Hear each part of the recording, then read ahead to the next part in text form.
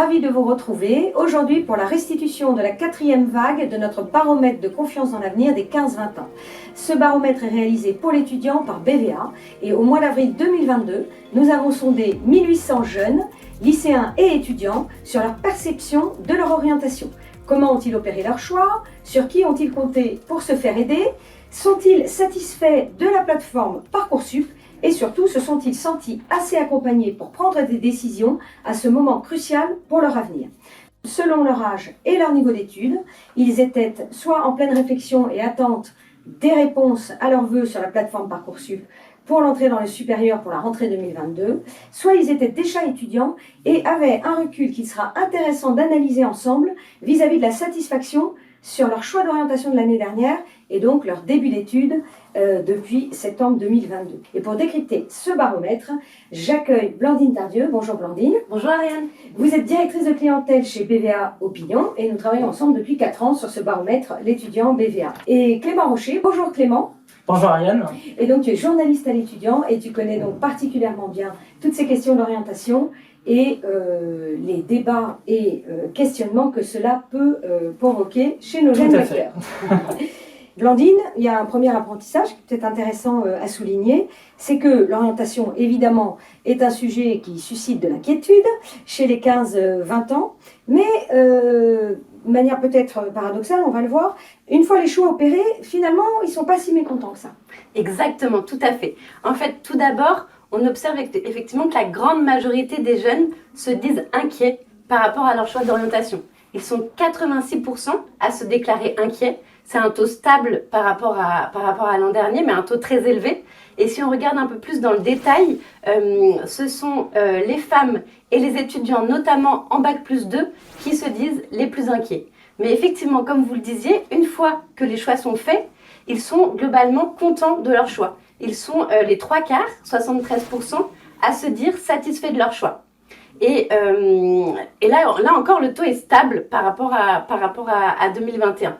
Et on peut aussi observer que le taux de satisfaction est supérieur à la moyenne parmi les lycéens, alors qu'il est inférieur à la moyenne des répondants parmi les étudiants en université. Alors, Clément, on s'est aussi intéressé à l'état d'esprit dans lequel ils étaient au moment d'opérer leur choix d'orientation. Donc c'est une nouvelle question cette année. Et ils évoquent un sentiment mitigé qui serait d'un côté positif avec un moment de découverte et un côté plus négatif, on parle à nouveau de stress. Alors justement, je te propose qu'on commence par parler du positif. Donc, on voit que le choix d'orientation a permis aux jeunes de se découvrir à la fois sur le plan personnel et professionnel. Par exemple, 70% des jeunes ont déclaré que le choix d'orientation leur a permis d'en savoir plus sur les différentes filières d'études, tandis que 71% assurent que ce choix leur a permis d'en savoir plus sur les différents métiers. Le sondage a aussi montré que les journées portes ouvertes des établissements, les salons d'orientation, les sites spécialisés dans l'orientation ont été vraiment importants pour les jeunes. Donc ces chiffres paraissent tout à fait cohérents. Et puis il faut rappeler que Parcoursup est également très riche en informations. Sur le plan personnel, 63% disent qu'ils ont appris sur eux-mêmes. Ils ont vraiment pu développer de nouvelles qualités personnelles, que ce soit l'autonomie ou l'organisation. Par contre, maintenant, c'est le moment de parler du négatif. Oui, il y a eu de l'inquiétude, effectivement, et aussi, ça génère beaucoup de stress. 75% des jeunes et 60% des jeunes se disent qu'ils se sont sentis perdus à un moment donné, au moment de faire leur choix. Pour conclure, si on voit que ce moment d'orientation déclenche une envie d'ouverture et de découverte, on voit aussi que ce choix d'orientation est lourd de décisions.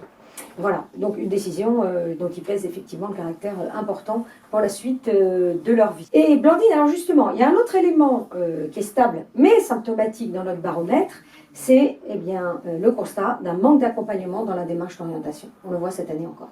Tout à fait, effectivement, comme vous le disiez, le sentiment d'être perdu chez les jeunes fait écho à l'accompagnement dont ils ont bénéficié dans leur démarche d'orientation. Et là, ce qu'on observe, c'est que près d'un jeune sur deux, 49%, nous disent qu'ils ont le sentiment d'avoir été mal accompagnés dans leur choix d'accompagnement. Donc là encore, on est sur un taux stable par rapport à l'an dernier, mais vous voyez des jeunes qui sont vraiment mitigés par rapport à la qualité de leur accompagnement. Et ce qu'on peut voir aussi un petit peu plus dans le détail par rapport au profil, c'est que ce sont les étudiants, là encore, qui ont le sentiment d'avoir été le moins bien accompagnés. C'est-à-dire avec le recul, ils se disent, finalement, si j'avais été mieux accompagnée, peut-être que... enfin, on peut imaginer que l'orientation serait peut-être... serait passée différemment. Donc finalement, on a quasiment autant de personnes qui se sont senties mal accompagnées que bien accompagnées. Exactement, c'est vraiment c'est quand même moitié-moitié. Moitié-moitié. Et alors, est-ce qu'on les a aussi interrogés sur de quoi ils ont estimé avoir manqué et qui aurait fait qu'ils se seraient sentis bien accompagnés et peut-être dans une situation plus sécurisée et rassurante? Tout à fait. Alors justement, concernant leur manque pour faire ces choix d'orientation, ils mettent en avant 3 points qui sont cités à hauteur de 60 à 65%. Et donc ces 3 points, ce sont d'abord le manque de contact avec des professionnels du secteur visé. Deuxième point, le manque de visibilité par rapport aux options qui s'offrent à eux. Et troisième point, le manque de contact avec des étudiants de la formation qu'ils visent. Et ce qu'on peut voir aussi, ça arrive en 4e position, c'est le manque d'accompagnement des établissements qui, là, cette année, est en forte hausse par rapport à l'an dernier. Ce qui pourrait être une petite surprise, puisqu'effectivement, on est quand même dans une forme de retour à la normale sur le présentiel dans les établissements. Oui, tout à fait, c'est plutôt un élément de surprise. Ouais. Un élément de surprise. Par contre, moins surprenant, le fait de se dire que en fait, ce qu'ils nous disent qu'ils ont manqué dans leur accompagnement est aussi ce qu'ils nous disent inversement et en effet miroir de ce dont ils pensent qu'il est crucial de bénéficier pour être bien accompagné. Des contacts avec des professionnels. Je veux découvrir, on en parlait, un milieu professionnel où je me projette dans un milieu professionnel. Qui de mieux qu'un professionnel pour me dire comment ça va s'y passer. Les étudiants, même chose. J'ai envie d'intégrer une formation. Qui de mieux que ceux qui la suivent actuellement. Et le dernier point, sur la visibilité sur les choix. Et là, c'est le travail de l'étudiant au quotidien, informé sur l'orientation, les filières d'études et les métiers, qui sont très nombreuses dans notre pays et parfois un peu complexes à décrypter. Et alors Clément, justement, on leur a aussi demandé de se projeter et de dire, une fois votre choix d'orientation fait, qu'est-ce que ça va vous permettre de réaliser. Et là aussi, en fait, ils sont très réalistes et ils comprennent bien quels sont les différents objectifs des études. Et c'est normal, on a encore une petite ambivalence des sentiments mitigés, avec une pointe d'optimisme et de confiance dans l'avenir, malgré tout, malgré d'autres points sur lesquels ils peuvent se sentir moins à l'aise. Alors justement, l'enquête montre que leur choix d'orientation va leur permettre de gagner en indépendance pour 78% d'entre eux et aussi de pouvoir évoluer dans leur carrière professionnelle pour 71% d'entre eux. Donc on voit vraiment que les jeunes, ils sont ambitieux et ils ont bien raison. On voit aussi qu'ils veulent vraiment donner du sens à leur parcours pour 68% d'entre eux. Alors étonnamment, donc comme tu le disais Ariane, bien que les chiffres soient en hausse par rapport à l'an dernier, ils ne sont que 51% à penser qu'ils trouveront rapidement un emploi après leurs études et 45% à profiter de la vie étudiante. Ça peut paraître un peu plus étonnant, je pense. Un peu étonnant, effectivement, en se disant que la crise sanitaire étant moins aiguë, voilà. Et ces possibilités d'emploi et de vie étudiante devraient s'ouvrir à eux. J'espère que les établissements vont les rassurer sur la question. Voilà. La phase d'admission de Parcoursup s'est ouverte le 2 juin et dans notre baromètre, on s'est intéressé aux critères qui ont permis aux jeunes d'opérer leur choix d'orientation. Alors Blandine, quels sont les résultats et quels sont les critères les plus importants à leurs yeux? Tout à fait. Donc effectivement, dans le questionnaire, on a demandé aux jeunes quels étaient les critères les plus importants pour eux pour faire ces choix d'orientation.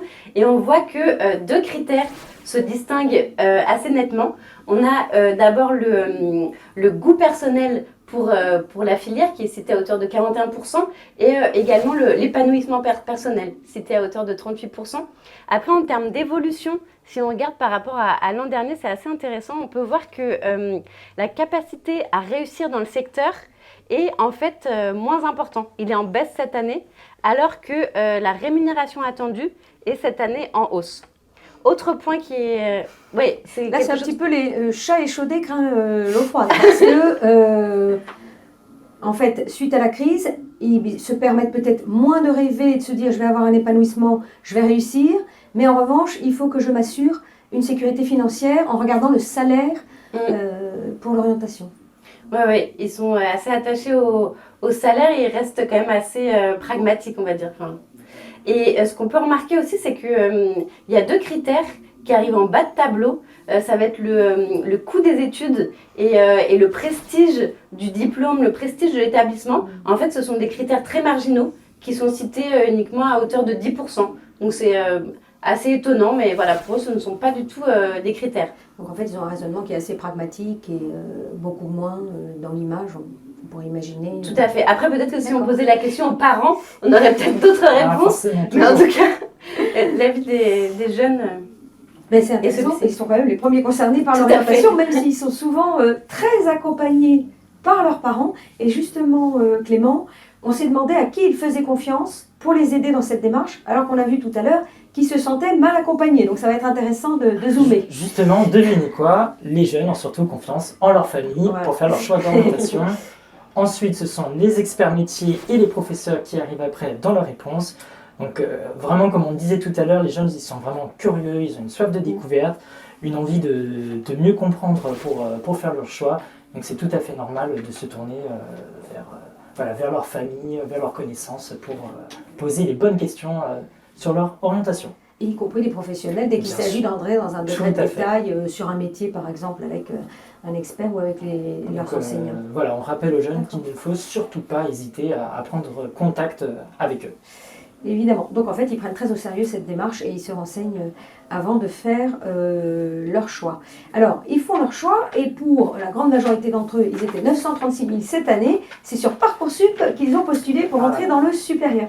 Donc nous leur avons demandé quel était leur regard sur la plateforme. Cette année, les résultats sont en baisse sur tous nos indicateurs. On leur demande finalement par rapport à une affirmation, est-ce que pour vous, elle est vraie ou fausse? Alors, Clément, on se rend compte qu'en matière d'accessibilité, est-ce que les infos que je trouve sur la plateforme sont utiles? Est-ce qu'elle est lisible? Est-ce qu'elle est claire? Est-ce que je la trouve simple? Est-ce qu'elle répond à mes questions? On est sur des indicateurs en baisse. Et puisque dans un baromètre et un sondage, il y a toujours des nuances, en revanche, quand on leur demande s'ils ont eu des réponses favorables à leurs vœux qu'ils considéraient comme prioritaires, c'est-à-dire les formations qu'ils souhaitaient intégrer, il y a quand même 51% qui répondent oui. Alors, que s'est-il passé cette année avec Parcoursup, Clément? Alors, c'est vrai que c'est très curieux car la plateforme n'a pas du tout changé depuis l'an dernier. On voit que Parcoursup génère encore beaucoup d'attention et c'est tout à fait normal. Toutes les formations suivent le même calendrier sur la même plateforme. Comme on l'a vu tout à l'heure, il y a beaucoup de stress chez les lycéens. Tout le monde en parle au même moment, que ce soit leurs professeurs, leurs parents. Voilà, c'est vraiment très encadré. Et aussi, ce qu'on peut se dire, c'est que Parcoursup a suscité beaucoup de critiques pendant la présidentielle. Donc peut-être que ces chiffres en baisse voilà, ça fait écho.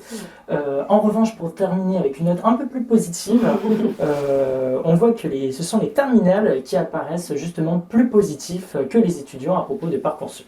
Voilà. Alors, ce sont ceux qu'on interrogera l'année prochaine et on verra s'ils sont satisfaits on de leur orientation. Ces données, effectivement. Voilà, c'est-à-dire, ils ont été en tout cas positifs sur le moment où ils ont postulé. On verra s'ils sont contents de leurs résultats. Très bien. Et alors, Blandine, pour conclure, on a regardé tous ces résultats, on voit qu'ils sont extrêmement nuancés, comme toujours, et heureusement d'ailleurs. Donc, si on voulait résumer, est-ce que nos 15-20 ans ont confiance dans l'avenir? Grande question. Alors, ce qu'on peut dire au travers de notre sondage, c'est que à court terme, ils ont plutôt confiance en l'avenir puisqu'ils ont confiance dans le fait de décrocher leur diplôme. Ils sont 7 sur 10 à nous dire qu'ils ont confiance en cela. Donc, plutôt confiants. Mais on a interrogé les étudiants cette année sur le contexte dans le cadre de la crise sanitaire. Et ce qu'on peut voir, c'est qu'on a un étudiant sur deux qui a peur que son diplôme perde de la valeur. Et en parallèle, on a 6 étudiants sur 10 qui ont le sentiment de décrocher. Donc j'ai envie de dire, on est sur un certain optimisme, une certaine confiance, mais des craintes, notamment chez les étudiants, et des effets de la crise sanitaire précaire qui se font encore largement sentir aujourd'hui. On est dans une situation qui n'est pas du tout normalisée aujourd'hui. Voilà ce qu'on peut dire. Très bien. Eh bien, merci beaucoup Blandine, merci beaucoup Clément pour toutes ces analyses. Je vous donne rendez-vous sur le site de l'étudiant.fr pour lire le décryptage de la rédaction avec d'autres articles et d'autres points de ce baromètre qui ont été étudiés à la loupe. Et je vous donne rendez-vous l'année prochaine pour savoir si les bacheliers 2022 seront satisfaits ou non de leur orientation et s'ils auront confiance dans l'avenir. Merci beaucoup, au revoir.